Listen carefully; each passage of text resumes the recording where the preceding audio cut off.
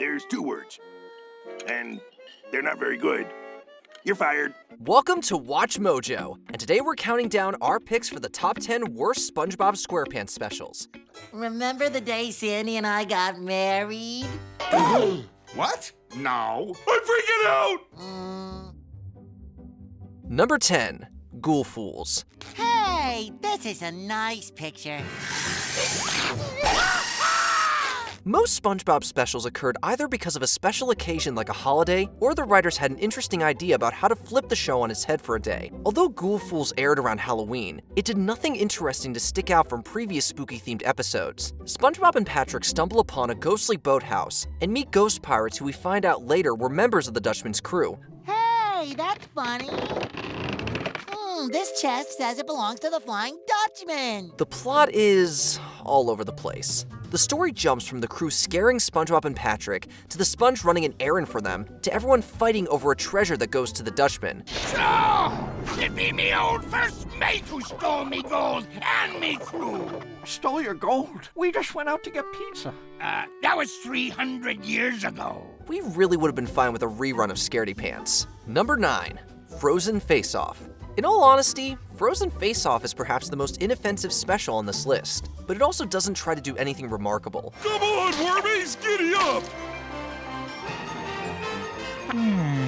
Sure, the concept of an underwater sled race sounds intriguing for the show, but the idea devolves into another one of Plankton's convoluted schemes. Did the writers seriously want us to believe he managed to trick the entire town into thinking this was a legitimate event? Honestly, the characters don't seem to put much thought into what they're doing. I'd sooner swallow a jellyfish than share me winnings with it.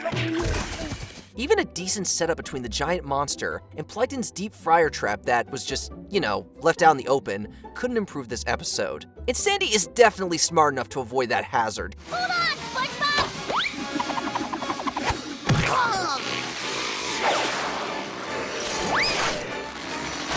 Give the cast some credit. Number 8, Truth or Square. Maybe you should consider wearing 2 eye patches.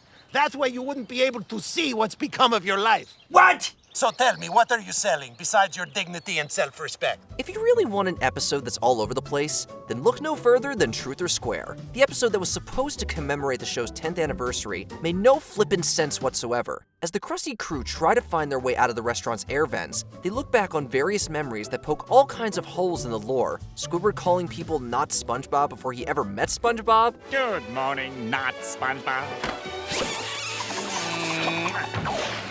a supposed marriage between SpongeBob and Sandy. Critics and fans agreed that this was an incredibly haphazardly assembled episode full of nothing but filler. Not even the celebrity cameos are worth it. We got scurvy, we need some vitamin C. We got scurvy, we need a lemon tree. Number 7, Party Pooper Pants. Nickelodeon really drove up the hype for this festive episode. Welcome to SpongeBob's House Party with your host, Patchy the Pirate. But it blew up in their faces worse than a grease fire or a bubble pop in the eyes. The segments with Patchy and his house party take up roughly half of the special's runtime and don't entertain much until the underwater sun number. Down, down, down. We'll have lots of fun. You and me forever in the underwater sun. As for the episode itself, it's mostly SpongeBob planning the party and yelling at his guests for not following his lame, insanely meticulous schedule. Admittedly, there are a couple of good jokes. Hello, my name is Patrick. Nice to meet you, Patrick. Good one, Patrick. Yeah. But considering how obnoxious Nickelodeon was with the promos, this special was enough to make us swear off house parties for a while. Number 6, Whatever Happened to SpongeBob? This special asks, what would happen if SpongeBob ran away and never came back? In this episode, our poorest pal runs away and comes down with a case of amnesia. Ooh, boy, that's quite a lump.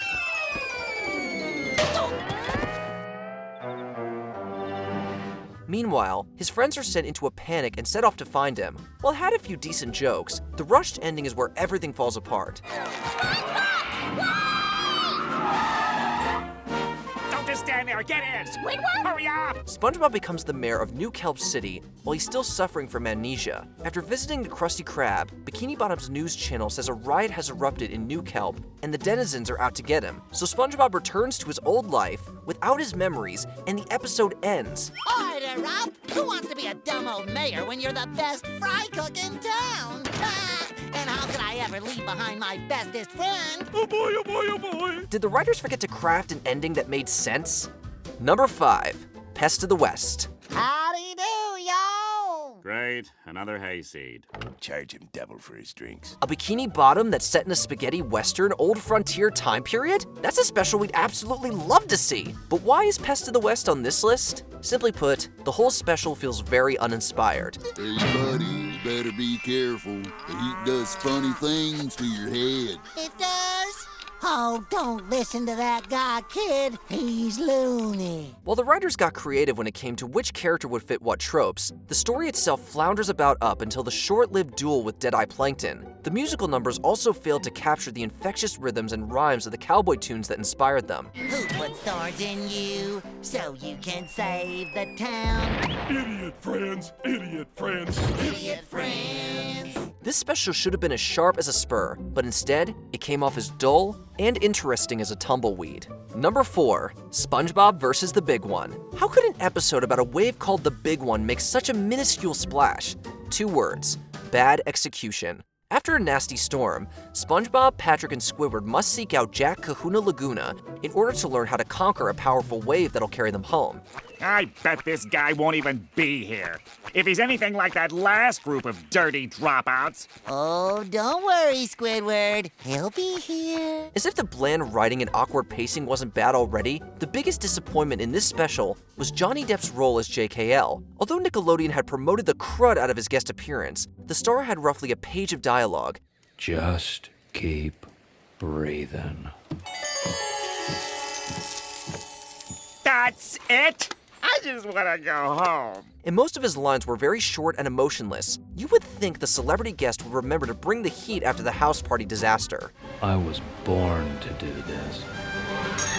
Number 3, the Clash of Triton. Surely this isn't the behavior befitting a king, hiding in bed for days on end, doing nothing but watching daytime television. Wait! Rochelle was just about to meet her biological parents. Ever wanted a deeper look into King Neptune's personal issues and family history? No? Well, you got a glimpse of it anyways in the Clash of Triton. After discovering that Neptune has a bad history with his imprisoned son Triton, SpongeBob decides to find and free the prince. What makes this episode such a bore is how all of the characters seem to get dragged along for the ride. Hey, you guys don't mind if I pull over here for a second, do you? Sure, Triton. What do you need to do? Use the bathroom? No, to tell you I don't need you anymore.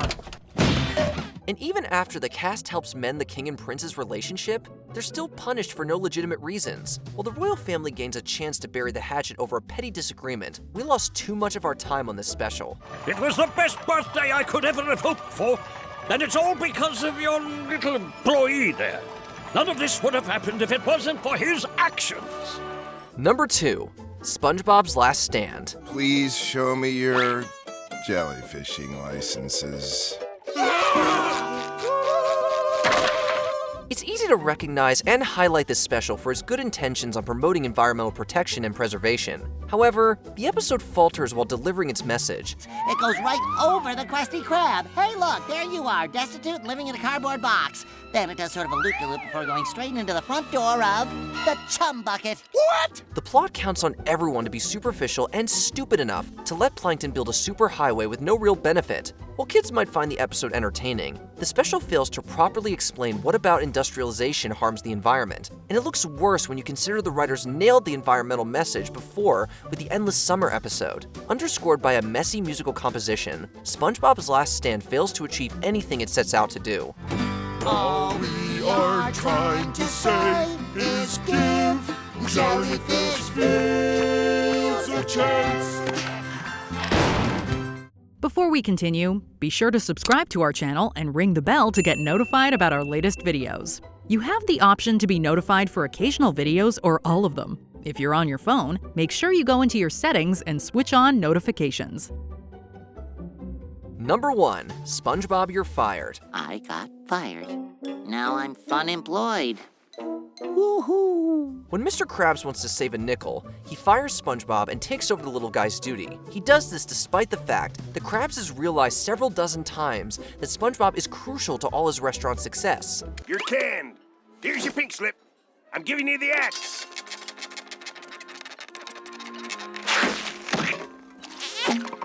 You're fired. We spend half the episode watching a depressed and mean-spirited SpongeBob and see him searching for a new job for the rest of the time. The narrative meanders so much that Squidward stealing SpongeBob and bringing him back to work might as well happen. Fortunately, Krabs realizes his mistake by the end of the exhausting episode. Well, SpongeBob, it looks like things are back to normal. And to make up for that extra nickel I was losing, I installed a paid toilet. Oh dear, where is that nickel? Nothing about this story makes sense, and everyone seems to act out of character. Like SpongeBob near the beginning of this story, this special doesn't work. Now just take that.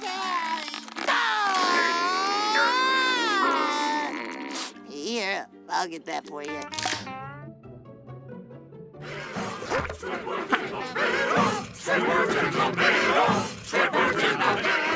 Welcome to Watch Mojo, and today we're counting down our picks for the top 10 mistakes in SpongeBob that were left in. Bring it on, old man! Bring it on! Number 10, Squidwards Arm Color. One of the funniest episodes of this long-running marine-themed series sees Squidward getting lost in the wilderness with SpongeBob and Patrick. During their trip, Mr. Tentacles gets both mistreated by an inanimate object and improperly animated. Squidward, we must never question the wisdom of the magic conch. When Squidward is repeatedly asking the conch if he can eat, his normally blue tentacle is colored yellow in a close-up shot. Can I have something to eat? No. It's been reported that this animation error has been corrected for future viewings. Before we knew it was a real error, we did wonder if the magic conch was messing with Squidward more by changing his arm color. Maybe we should ask the show if he's okay. Number 9. SpongeBob's Foot. Being a SpongeBob fan means suspending disbelief for some things while regarding others as goofs. Fans wondered what they were supposed to believe when Patrick goes against SpongeBob in a wrestling match. While their suddenly muscular physiques threw us off a bit, the moment where Patrick takes off SpongeBob's shoe and proceeds to lick his foot took us out. Forget the chum bucket. This is personal. And not just because it was gross. We saw Patrick remove the shoe on SpongeBob's right foot, but based on the position of his toes, it was the left foot that was being licked.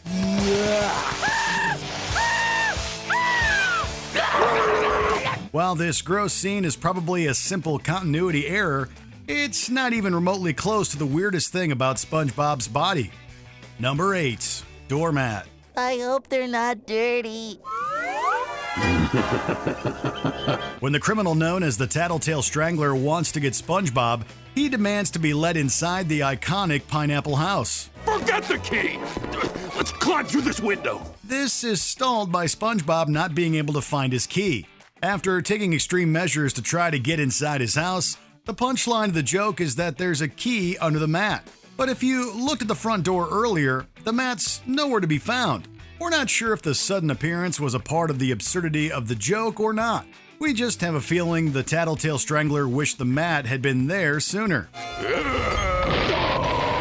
There you are, you little rascal. Number 7. Harold's Shirt. If you're a casual SpongeBob fan, the name Harold might not ring any bells. 2 hours is long enough! But his dorsal fin, white shirt, and red bottoms made him one of the most recognizable background fish in Bikini Bottom. Maybe we should play so quietly no one can hear us. Well, maybe we wouldn't sound so bad if some people didn't try to play with big, meaty claws. But one of his appearances contains a pretty glaring error.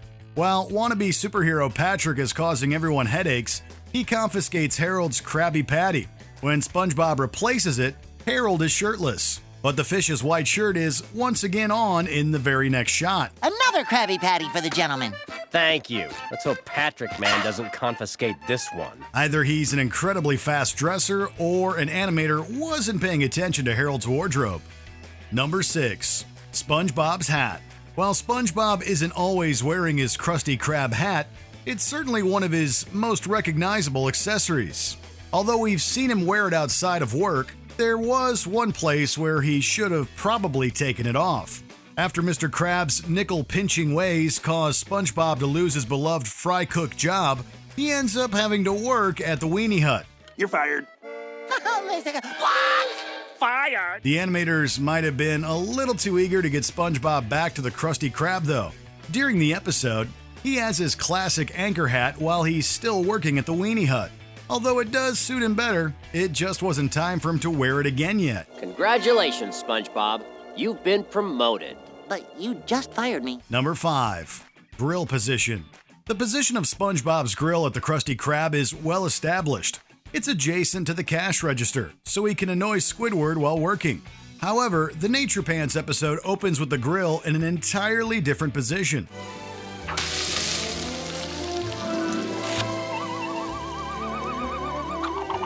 While SpongeBob's burger station is at the other end of the kitchen, the fryers are where the grill should be. Perhaps Mr. Krabs wanted to reorganize the Krusty Krab before changing it back to how it was. Right now. Or maybe the animators just loosely remembered the kitchen's layout. Since it was early in the show's run, we'll assume they had forgotten about the spot where the grill truly belonged. You know what we say. The only people who don't like a Krabby Patty have never tasted one. Number 4. Disconnected neck. It's no secret that Squidward has a short fuse. His temper makes it all too easy for him to lose his head. Or in this case, his neck. While working as a bus driver, Squidward gets annoyed at SpongeBob's antics and gets angry at the square fry cook. I've always dreamed one day I'd board a bus and see you driving it. If you look close enough in one moment, you'll see his neck isn't going through his shirt like it's supposed to. This drawing glitch looks pretty unsettling when you catch it. Also, his neck doesn't change position until SpongeBob lands on him. Maybe Squidward's stress about his Krusty Krab coworker has really messed up his neck. There's only one thing I can think of that could be worse. Number 3. Double crabs. Hey, a penny! While one Mr. Krabs is more than enough, this episode accidentally gave us a double dose of the crustaceous cheapskate. After being crushed by a piano, the crustacean is sent to the hospital. He picked me! I'm in charge! When Mr. Krabs returns to his restaurant, now bandaged and temporarily in a wheelchair, SpongeBob greets him. But if you look behind the square employee, you can see another injured crustacean behind him facing towards the cash register. Granted, it's a blink and you'll miss it moment that you'll definitely need to pause the screen to see, but it's still a pretty distracting animation error that makes us feel like Mr. Krabs found a way to clone himself. Number 2. Missing unibrow. One of the most defining traits of Squilliam Fancyson's appearance is his prominent unibrow. Oh, lovely. While the pompous octopus is giving a tour of his luxurious pad for the show, House Fancy, we see various self-portraits and sculptures of himself. Come, let me show you the roof. An elevator? Watch your step. But one of these works of art is missing his most recognizable feature. Since Squilliam's unibrow is visible in other portraits, it doesn't seem he's ashamed of it. Maybe this was a request he made of the artist at the time. Or maybe the SpongeBob animators just made a mistake and hoped no one would notice. Well, we did. Before we continue, be sure to subscribe to our channel and ring the bell to get notified about our latest videos. You have the option to be notified for occasional videos or all of them. If you're on your phone, make sure you go into your settings and switch on notifications. Number 1. Squidward's Missing House. Squidward's Easter Island head house in between SpongeBob's Pineapple and Patrick's Rock has been destroyed multiple times. I gotta find out what's in that secret box! But there's also a time where it vanished off screen. When SpongeBob is desperate to know what's inside Patrick's secret box, he breaks into the rock home.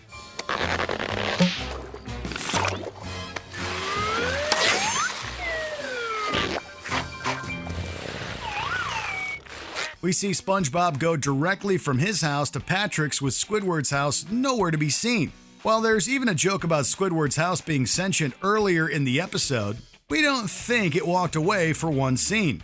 Its disappearance definitely doesn't make any sense. Then again, if it always made sense, it wouldn't really be the SpongeBob we know and love. Did you enjoy this video? Check out these other clips from WatchMojo, and be sure to subscribe and ring the bell to be notified about our latest videos.